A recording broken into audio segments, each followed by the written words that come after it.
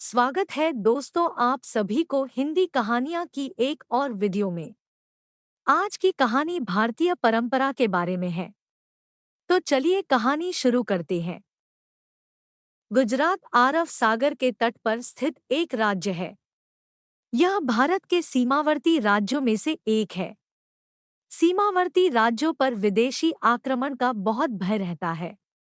इस प्रकार भारत की स्वतंत्रता और सुरक्षा सीमांत राज्य के शासक पर निर्भर रहता है। कई वर्ष पहले गुजरात में यादव राणा नाम का एक राजा राज करते थे। वह जैसे वीर थे वैसे ही एक अच्छा शासक भी थे। उन्हें गुजरात बहुत पसंद था। वे लोगों को खुश रखने की हमेशा कोशिश करते रहते थे। हमेशा अपने राज्य को मजबूत बनाने का प्रयास करते थे। बाहरी आक्रमण के डर से उन्होंने अपनी राज्य की सीमा को हमेशा मजबूत रखते थे। इसलिए सीमा क्षेत्र पर हमेशा सैनिकों का पहरा रहता था। पारसी लोग भारत के पड़ोसी देशों में रहते थे। वे सभी पारसी थे। वे अपने धर्म से खुश थे। एक दिन पारसियों की भूमि पर विदेशियों ने आक्रमण कर दिया। उन्होंने पारसियों का धन लूट लिए। आक्रमणकारियों ने अपने देश वापस नहीं गए और वहां का शासन अपने हाथ में ले लिया। विदेशियों ने पारसियों को अपना धर्म छोड़कर विदेशियों का धर्म स्वीकार करने के लिए जोर दबाया। उनका विरोध करने वालों की बेरहमी से हत्या कर दी गई। कुछ लोग मौत से डर गए और उन्होंने पारसी धर्म छोड़कर आक्रमणकारियों का धर्म अपना लिया। और कुछ विदेशियों के अत्याचार को सहन नहीं कर सके और देश से भागने का फैसला किया। उन्होंने चर्चा की कि उनका धर्म और जीवन कहाँ सुरक्षित किया जा सकता है। उनमें एक बूढ़ा आदमी भी था। वह बहुत सी बातें जानता था। उन्होंने कहा, हमारे देश के पूर्व में एक स्वतंत्र देश है। वह देश बहुत धार्मिक है। उस पवित्र देश में सभी धर्मों का सम्मान किया जाता है। इसलिए अगर हम उस देश में जाते हैं तो हमारा जीवन और धर्म सुरक्षित रह सकता है। सभी को बूढ़े व्यक्ति की बुद्धिमत्ता पर विश्वास और भरोसा था। इसलिए उन्हें बूढ़े आदमी की बातें झूठ नहीं लगी। वे सभी अपनी धन संपत्ति छोड़कर अपने परिवार के साथ भारत चले आए। काफी समय के बाद पारस के लोग भारत की सीमा तक पहुंच गए। वह सीमा गुजरात के राजा यादव राणा के राज्य की सीमा थी। गुजरात के लोगों ने देखा कि कुछ विदेशी राज्य की सीमा के तरफ आ रहे हैं। जब विदेशी लोग आते हैं तो राज्य में लूट और अत्याचार जारी रहता है। तो उनमें भगदड़ मच गई। सीमा पहरेदारियों ने देखा कि विदेशियों के हाथ में कोई हथियार नहीं था। संदेह में पड़कर वे यह निर्णय नहीं कर सके कि अग्रगण्य हमारे शत्रु है या मित्र। सिपाहियों ने यह खबर अपने सेनापति को सूचित किया। सेनापति ने देखा कि विदेशियों के हाथ में कोई हथियार नहीं है। उनके साथ बच्चे और महिलाएं हैं। हर किसी के चेहरे पर निराशा के भाव है। वे निर्दोष माने जाते हैं।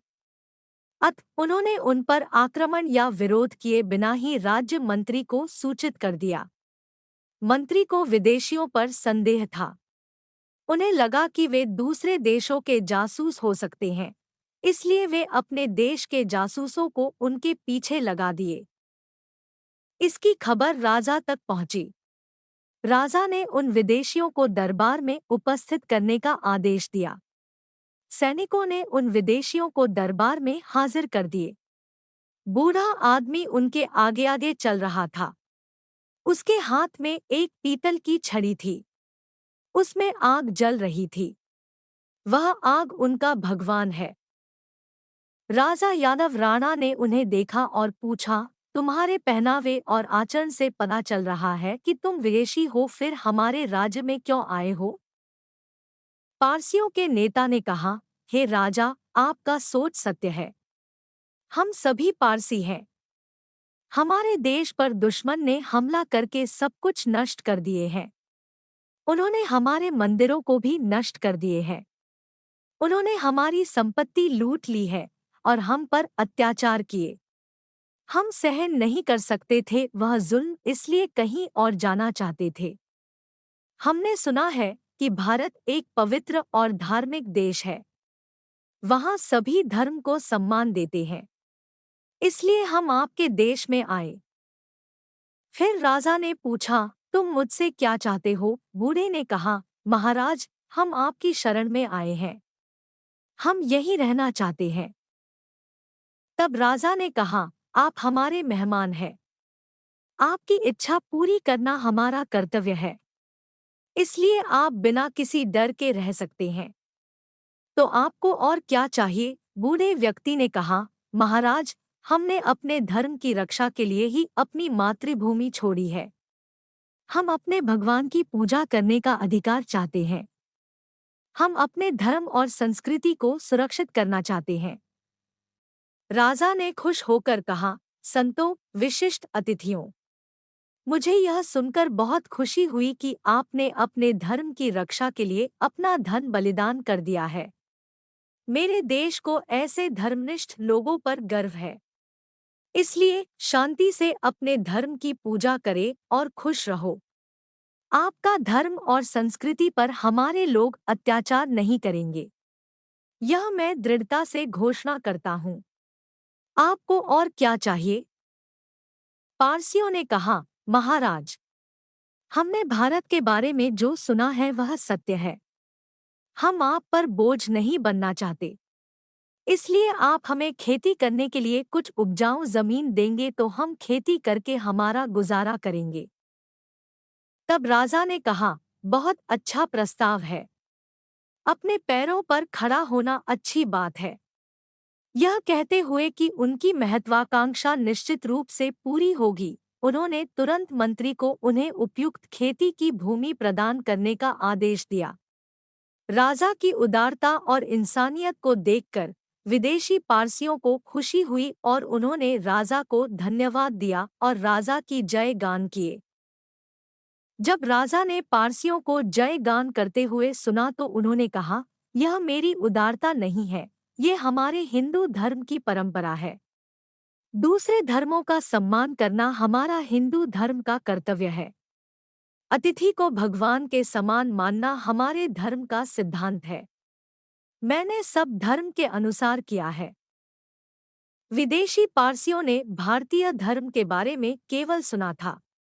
जब सच में महसूस किया तो उनका हिंदू धर्म के प्रति प्रेम बढ़ गया। उस दिन के बाद से भारतवर्ष को कैसे उन्नत बनाया जाए उसी काम में जुड़ गए।